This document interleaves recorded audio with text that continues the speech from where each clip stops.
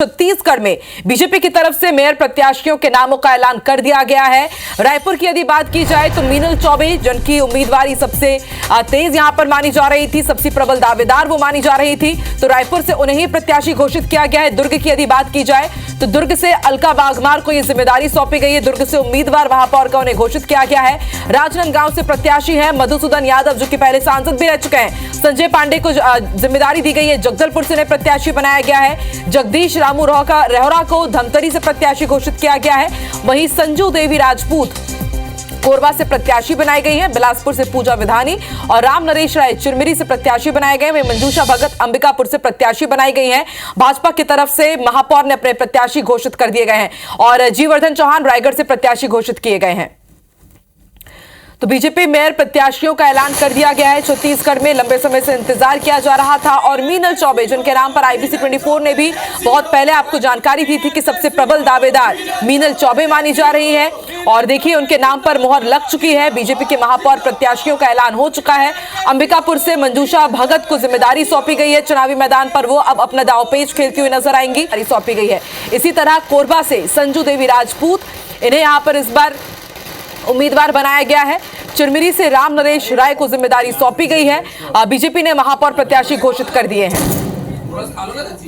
सिर्फ प्रत्याशियों के साथ ही तरह तरह के समीकरण भी साधने की जरूर कोशिश की गई है।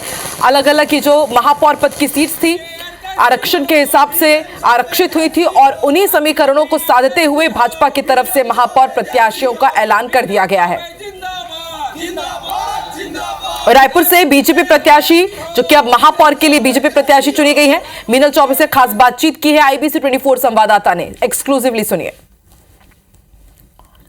भारतीय जनता पार्टी ने मीनल चौबे जो नगर निगम की नेता प्रतिपक्ष थी उनको अपना प्रत्याशी बनाया महापौर पद के लिए और आप देख रहे हैं कि खुशियों का माहौल है। लगातार पटाखे फूट रहे हैं, बधाई देने वालों का सिलसिला भी चल रहा है और फोन पर भी लगातार उनसे नेताओं के फोन यहाँ पर आ रहे हैं और निश्चित रूप से बधाई देने का यहाँ पर सिलसिला शुरू हुआ। अगर आपको यहाँ पर प्रत्याशी चुन लिया गया, इसके लिए क्या सबसे बड़ी वजह क्या नजर आती है कि आपको ही प्रत्याशी बनाया गया? क्योंकि कॉम्पिटिशन में तो बहुत सारे लोग थे।